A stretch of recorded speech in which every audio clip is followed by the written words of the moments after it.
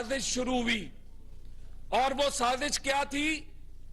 याद करें, रोज suo motu होते थे। ट्रांसफर्स, पोस्टिंग्स जो हैं वो ऐसे लग रहा था कि जिस तरह हुकूमत नाम की कोई चीज रह ही नहीं गई और हुकूमत को अदलिया के जरिए डिक्टेट करने की कोशिश की जा रही थी। जो गुड गवर्नेंस के मॉडल शहबाज शरीफ साहब लेकर आए थे, उनको अदलिया के जरिए तहस नहस किया जा रहा था। और उस वक्त के किरदारों को याद करें। साकिब निसार और उसके साथी, उन्होंने पाकिस्तान की अदलिया को एक ही मकसद के लिए इस्तेमाल किया। अब यह कोई ढकी छुपी बात नहीं है। इमरान खान ने खुद कहा कि उस वक्त के जस्टिस खोसा साहब ने कहा कि पिटीशन क्यों सड़कों पे फिर रहे हो, पिटीशन लेके मेरे पास आ जाओ। उस वक्त तशवीश का इजहार किया गया पाकिस्तान की स्टेबल इकोनॉमी के ऊपर, मईशत के ऊपर। उस वक्त अदारों को काम करने से रोका गया, जिसका नतीजा क्या निकला कि आज जो हम पाकिस्तान के हालात देख रहे हैं, इसकी सिर्फ और सिर्फ एक वजह कि जब आप अपने मैंडेट को छोड़ के, जब आप आइन और कानून से बाला होके जब अपनी विल को इंपोज करेंगे, तो पाकिस्तान क्या दुनिया का कोई माशरा भी आगे नहीं जा सकता। वो इमरान खान जो कहता था कि मैं जेल भरो तहरीक का आगाज करने जा रहा हूं, आज वो जेल भरो तहरीक जेल से भागो तहरीक बन चुकी है। नाक और एड़ियां रगड़ी जा रही हैं कि किसी तरह जेल से भाग दिया जाए। और किस बुनियाद पे?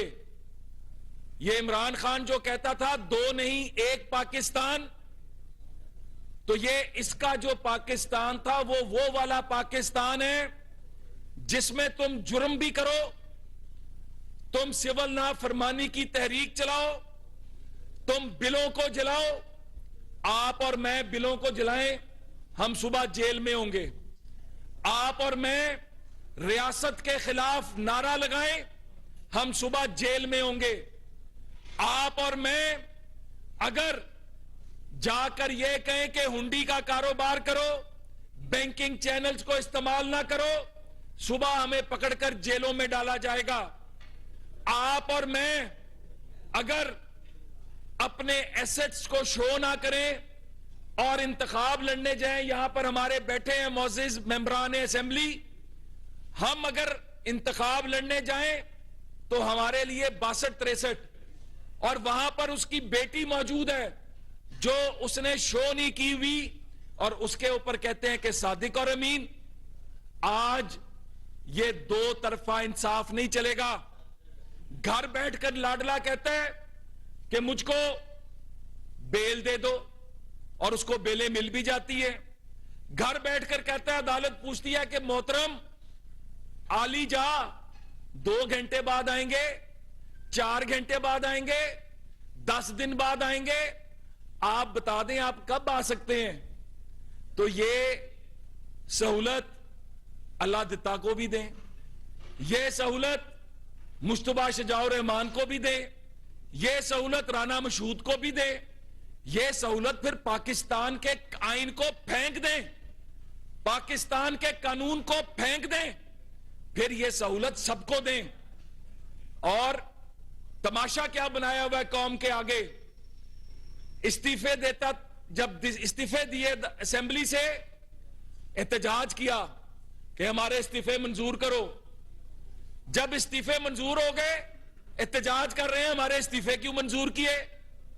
जब स्पीकर साहब ने कहा कि 1 साल जो तनख्वाहें लेते रहे, जो पर्क्स एंड प्रिविलेजेस लेते रहे, वो वापस करो, एहतजाज करते हैं कि हम क्यों करें। ये जो तुम कहते थे ना कि तुम्हारे बाप का पैसा है, तो ये टैक्स पेयर का पैसा, इमरान खान, तुम्हारे और तुम्हारे हवारियों का पैसा नहीं है। ये पैसा तुम्हें वापस करना होगा। आज तुम हर जोर लगा रहे हो असेंबली में आने के लिए, हर किस्म की साजिश कर रहे हो, इस मुल्क की मईशत को नहीं देख रहे, इस मुल्क के हालात को नहीं देख रहे, इस मुल्क के अंदर आईएमएफ की डील जो तुमने पाकिस्तान के गले में डाली, स्टेट बैंक जो तुमने गिरवी रखवाया आईएमएफ के पास, ये यकीन करें कोई और दुनिया का मुल्क होता और तुम्हारी वो साजिश सामने आती जिसके अंदर तुम अपने फिनांस मिनिस्टर्स के साथ मिलकर कोशिश कर रहे हो कि आईएमएफ की डील को नाकाम करके पाकिस्तान को दिवालिया किया जाए, तो ये सारे फांसी के फंदों पे झूल रहे होते। आज बगैरती की वो इंतहा हो चुकी है कि अपनी सियासत के लिए तुम लोग मुल्क को दांव पर लगाते हो, तुम मुल्क के इस्तेहकाम को दांव पर लगाते हो, तुम मुल्क के वकार को दांव पर लगाते हो और फिर कहते हो कि हम लीडर हैं। तुम लीडर नहीं हो, तुम गद्दार हो। तुम जो कहते थे मीर जाफर और मीर सादिक, तो मैं आज कौम को बताना चाहता हूं, मीर जाफर और मीर सादिक इमरान खान, शौकत तरीन और इसके हवारी हैं जिन्होंने पाकिस्तान को दिवालिया करने की घिनौनी साजिश की। और फिर जब तुमने अपना इक्तदार जाते देखा, जब तुमने देखा कि पाकिस्तान की तारीख में पहली दफा वोट की ताकत से, आईनी तरीके से, मैं फिर कहूंगा पाकिस्तान की तारीख में पहली दफा एक वजीर आजम को आईनी और कानूनी तरीके से वोट ऑफ नो कॉन्फिडेंस करके जब उसको इक्तदार से हटाया गया, आज तक पाकिस्तान की तारीख में कोई वजीर आजम आईनी और कानूनी तरीके से नहीं गया। ये पहला वजीर आजम है जिसको आईनी और कानूनी तरीके से हटाया गया तो साइफर लहराना शुरू कर दिया, अवाम को अमेरिका के खिलाफ भड़काना शुरू कर दिया, अवाम को नारे क्या दिए, अमेरिका की गुलामी नामंजूर, एब्सोल्युटली नॉट, साइफर। और खुद रात की तारीकियों में अमेरिकी सफारत खाने में जाके उनके पैर पकड़ते रहे। केपीके में जो तुम्हारी हुकूमत थी उसके लिए अमेरिका के फंड लेते रहे, पाकिस्तान के टैक्स पेयर्स के मनी से, के पैसे से अमेरिका के अंदर लॉबिंग फर्म्स हायर करते रहे। किस लिए? सिर्फ इसलिए कि इमरान खान तुम इक्तदार के भूखे हो, तुम्हें पाकिस्तान नहीं चाहिए, तुम्हें इक्तदार चाहिए। और किन के सर पर चाहिए? पिंकी पीरनी के सर पर, फरा गोगी के सर पर, जुल्फी बुखारी के सर पर, परवेज खटक के सर पर। हर करप्ट इंसान जिसका नाम लो वो तुम्हारे साथ, हर करप्शन का स्कैंडल जिसके अंदर तुम मुलव्वस। आज तुम कहते हो कि अमेरिका से हमें मसला नहीं था, मसला तुम्हें सिर्फ एक ही है, मसला इक्तदार का मसला है।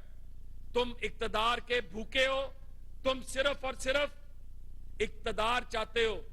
और जो तुम कहते हो ना कि मैं बड़ा ताकतवर आदमी हूं, जमान पार्क से लाहौर हाईकोर्ट 5 मिनट का फासला है।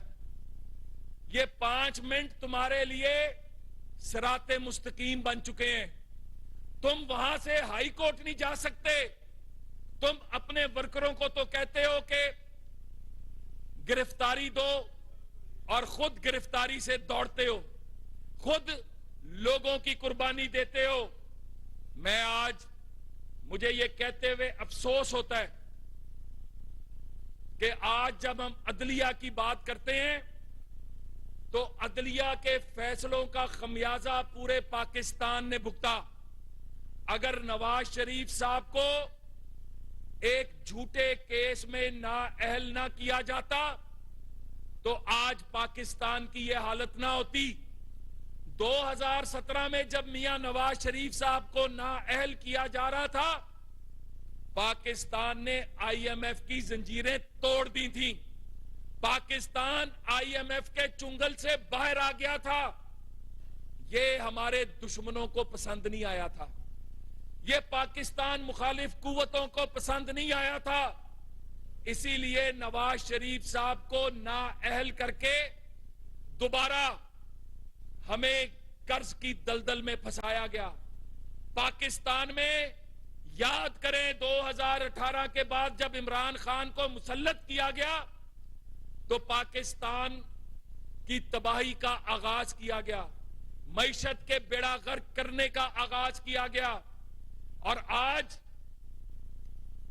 अदलिया क्या कहती है? आजाद अदलिया। उसको ये